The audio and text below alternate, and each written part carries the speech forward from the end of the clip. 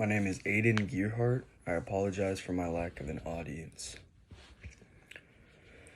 If you knew you could do something to prevent your child having a life of suffering, or more selfishly, if you knew you could not bear the responsibility of being a parent in this world, would you take measures to prevent that? A lot of pro-lifers would argue no, they absolutely would not. However, if you were a woman who takes the products like Accutane, your baby could have a serious risk to develop complications in the womb, which subsequently can lead to the child having a painful life or the mother dying during birth. None of us have the same exact desires as the person next to us, so it can be difficult to understand why a mother would seek to abandon their children. However, for some, the distress caused by being denied abortion care can lead to them seeking third-party, illegal sources to avoid carrying their child to term. Whether or not we believe abortions are right or wrong, I still believe it is crucial that the option is available in order to avoid certain disasters. And that is what I will be discussing today, that abortion can be the correct choice in some cases ethically, and it should be available to the common public.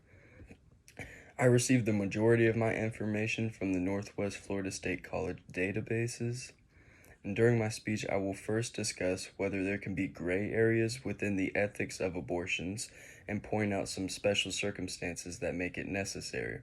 Then I'll argue if abortion should be legal for the common public, and finally I will describe observations of what happens when women are denied abortions or whenever they are heavily restricted.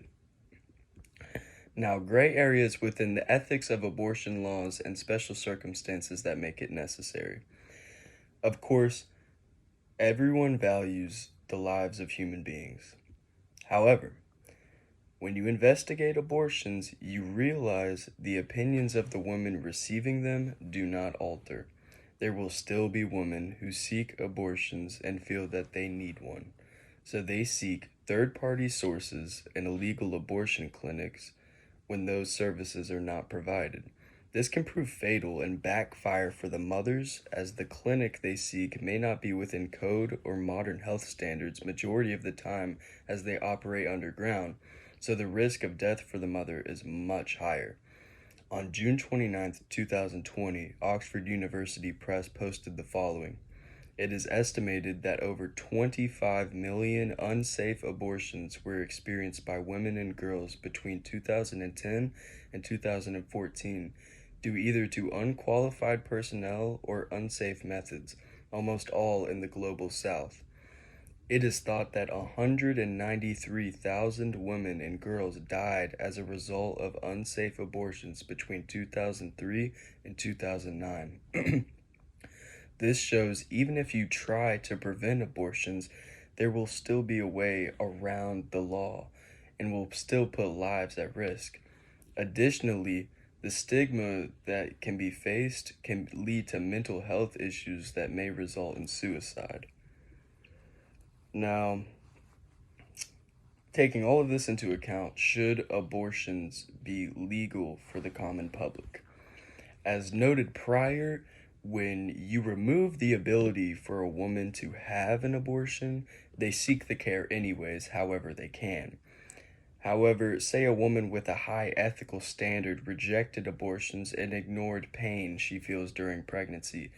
That woman could be experiencing complications that are deadly for not only the baby, but also herself. On March 1st, 2019, Issues in Law and Medicine wrote in an article, vascular modifications include altered circulation, functional changes in the heart and lungs, an increased tendency to form blood clots, and a propensity for catastrophic bleeding due to the massive amount of blood within the uterus. If left untreated, this poses a massive risk of death or further complications. Abortions being illegal creates a stigma that can lead someone in need of an abortion to avoid it, or even worse, they may privately go to a third party to have it done off the records, and it may lead to their death. To bypass all of these issues, you could simply legalize it and have it just be an option for the public. Not a necessity whatsoever, but more of a safety net in case complications such as these arise. Not all reasons for aborting a child revolve around issues either. In some cases, when a woman is raped, she may be impregnated. This is a horrendous example of human nature, and respectfully, the woman in the example would not be inclined to keep and raise the child. Ignoring all I have said, what happens to women around the world who are denied abortions? Unfortunately, like the tone of the rest of this speech, the women in question would likely die. Whether they go to a third party for care and it ends up killing them, or they die from complications from pregnancy, or even mental health issues which debilitates them. There was an exploratory study of what happens to these women in South Africa.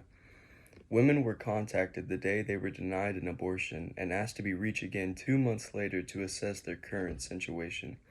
A woman's testimonial tells she was not even aware of her pregnancy until a routine doctor's check, and in desperation she explained, "I only found out because I went in for a gynecologist appointment and the doctor felt my stomach and said, 'Are you pregnant?' There must be someone who can help me." They do it up to 24 weeks in the UK. The government is basically forcing me to get a backstreet abortion. The woman stated she was incorrectly denied abortion since she was not yet 22 weeks pregnant. This causes unnecessary stress and forces women's hand to find a reasonable solution for themselves, which in that moment may not be the safest option. In the same study aforementioned, it explained further that distress and frustration were further enhanced for two women who had traveled a great distance to secure an abortion, including from a neighboring country where abortion is restricted and from a city more than 1,400 kilometers away to ensure privacy and anonymity. This proves it would simply be safer for women to legally have an abortion from their home country rather than to have to search desperately for another solution. To wrap this speech up, women who are denied abortions are only set up for risk, as the people who seek abortions will still want or need one after they are denied their request. Abortion should be legal for the common public, because without that option, women will still find a way to get it done through third parties or other methods which can be very unsafe. There are some unique circumstances which can make an abortion very needed, especially when carrying the pregnancy to term becomes life-threatening. All around the world, people are denied abortions, and lasting consequences are boldly present. I really hope the information I provided you with today has helped you understand why abortion is ethical in some cases, and why I believe it should be available to the public worldwide. Thank you for listening today, and have an amazing rest of your day.